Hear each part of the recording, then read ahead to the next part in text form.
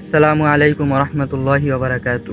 পৃথিবীর সবচাইতে গভীর রহস্যময় জায়গাগুলোর মধ্যে সবচাইতে রহস্যময় জায়গা হলো আটলান্টিক এবং প্রশান্ত। আজকে আমি আপনাদেরকে এই আটলান্টিক আর প্রশান্ত মহাসাগর একসাথে প্রবাহিত হয়, কিন্তু এদের প্রাণী একটার সাথে আরেকটার সাথে মিশে না কেন, এ বিষয়ে আল্লাহ পাক কুরআনুল কারিমে কি বলেছেন সেটা আপনাদের সামনে বলার চেষ্টা করবো ইনশাআল্লাহ। তাই ভিডিওটি মনোযোগ দিয়ে উপভোগ করুন এবং কিছু মেধা এখান থেকে অর্জন করুন। আমরা সকলে জানি পৃথিবীর সবচাইতে গভীরতম এবং রহস্যময় জায়গাগুলোর মধ্যে একটি হলো আটলান্টিক এবং প্রশান্ত মহাসাগর। আটলান্টিক এবং প্রশান্ত মহাসাগরের যে প্রবাহ হয় একসাথে, কিন্তু তাদের যে বন্ধনটা তারা ছেদ করে যেতে পারে না। যে আটলান্টিক এবং প্রশান্ত মহাসাগরের পানি কিন্তু একসাথে মিশে না। এ ব্যাপারে আল্লাহ পাক কুরআনুল কারিমে সূরা আর রহমানের 19 এবং 20 নম্বর আয়াতে বলেন, মারজাল বাহরাইনি ইয়ালতাকিয়ান বাইনাহুমা বারযাকুল্লা ইয়াবগিয়ান। আমি দুইটি সাগরকে এমনভাবে প্রবাহিত করি যারা একসাথে প্রবাহিত হয়।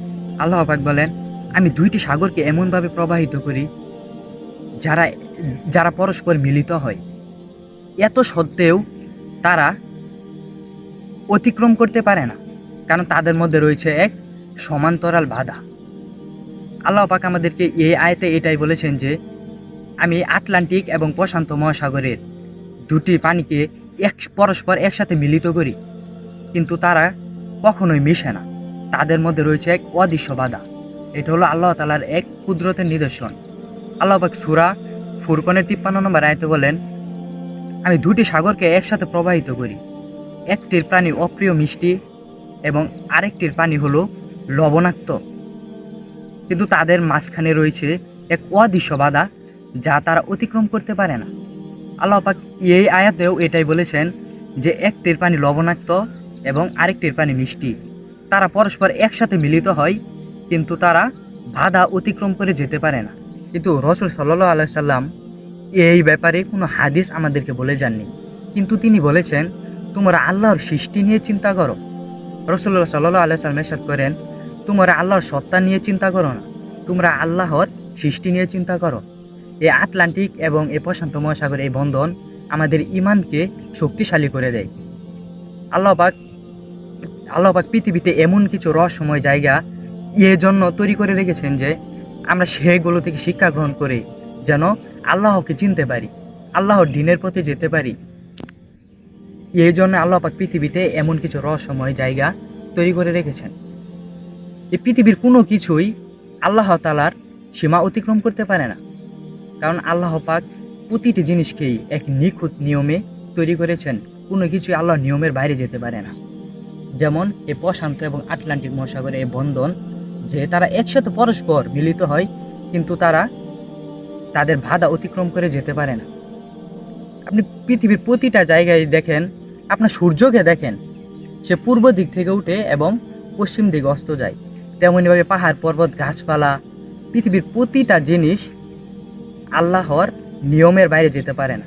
প্রতিটা জিনিসই আল্লাহর নিখুঁতভাবে আল্লাহর নিয়ম মেনে চলে।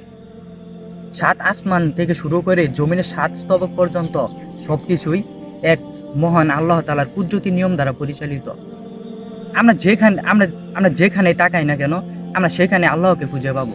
আমরা যে আসমানের দিকে তাকাই, আল্লাহ পাক বলেন, তোমরা আসমানের দিকে তাকাও, কিন্তু তুমি বারবার তাকাও, কিন্তু তুমি সেখানে কোনো ভুল দেখতে পারবে না। তোমার চোখ তোমার দিকে ফিরে আসবে। সূরা আর রহমানে আল্লাহ পাক বলেন, ফাবি আইয়ি আলাই রাব্বিকুমা তুকাযিবান। তুমি কি অস্বীকার করতে পারবে আমার সৃষ্টিসমূহকে? আসলে আমরা কি আল্লাহর কোনো সৃষ্টিকে অস্বীকার করতে পারবো? আমরা যে পাহাড় পর্বতের দিকে তাকাই, তবু আমরা আল্লাহকে দেখতে পাবো। আসমানের দিকে তাকালেও আমরা আল্লাহকে দেখতে পাবো। সবচাইতে বড় কথা হলো, আমরা যদি আমাদের দেহের দিকে একটু তাকাই, তাহলে আমরা ভালোভাবে আল্লাহকে চিনতে পারবো। আল্লাহ তাআলা পৃথিবীতে এরকম সব কিছুই আমাদের জন্য সৃষ্টি করেছেন, এবং সবকিছুর মধ্যে আল্লাহ পাকের এক কুদরতি এক রহস্য রয়েছে, এবং এই সব কিছু আমাদেরকে এটাই শিখায়। আল্লাহ পাক এই জন্যই বলেছেন, তোমরা এগুলো নিয়ে চিন্তা করো। রাসূল সাল্লাল্লাহু আলাইহি সাল্লাম বলেন, আল্লাহর সৃষ্টি নিয়ে এক মুহূর্ত চিন্তা করা 70 বছর নফল ইবাদতের চাইতে উত্তম। এটা কেন এত উত্তম হলো? কারণ আমরা যখন আল্লাহর সৃষ্টি নিয়ে চিন্তা করি, তখন আমরা আল্লাহকে চিনতে পারি। আর আল্লাহকে চেনার মধ্যে আমাদের সকল দুনিয়ার সবচাইতে বড় সফলতা এবং কামিয়াব। এজন্য সবসময় আল্লাহর সৃষ্টি নিয়ে চিন্তা করবেন। যেমন এই আটলান্টিক এবং প্রশান্ত মহাসাগরের এই বন্দরটা আপনাদের সামনে আমি উপস্থাপন করলাম। এটা কিন্তু আমাদের ইমানি শক্তিকে জাগিয়ে তোলে। এই আটলান্টিক এবং এই প্রশান্ত মহাসাগর এই বন্ধনটি আমাদেরকে আল্লাহর পথে নিয়ে যাওয়ার একটি নিদর্শন, যেখানে আল্লাহ পাক পরস্পর দুটিকে একসাথে মিলিত করেন, কিন্তু তারা তাদের বাধাকে অতিক্রম করে যেতে পারে না। এটা কি পৃথিবীর কেউ পারবে? এটা এক আল্লাহ তাআলার নিদর্শন। এজন্য আমাদের সকলেরই উচিত আল্লাহর সৃষ্টি নিয়ে বেশি বেশি চিন্তা করা। আমরা আজকে দুনিয়াতে মগ্ন হয়ে আল্লাহকে ভুলে গিয়েছি। আমরা যদি একটু আল্লাহর সৃষ্টি নিয়ে চিন্তা করি, তাহলে আমরা আল্লাহর আসল পরিচয় খুঁজে পাবো। আল্লাহ যে সর্বশক্তিমান, আমরা সেটা খুঁজে পাবো। আল্লাহ যে সকলকে সৃষ্টি করেছেন, আমরা সেটাও খুঁজে পাবো। আল্লাহ পাক আমাদের সকলকেই এগুলো নিয়ে সবসময় চিন্তা করার তৌফিক দান করুন।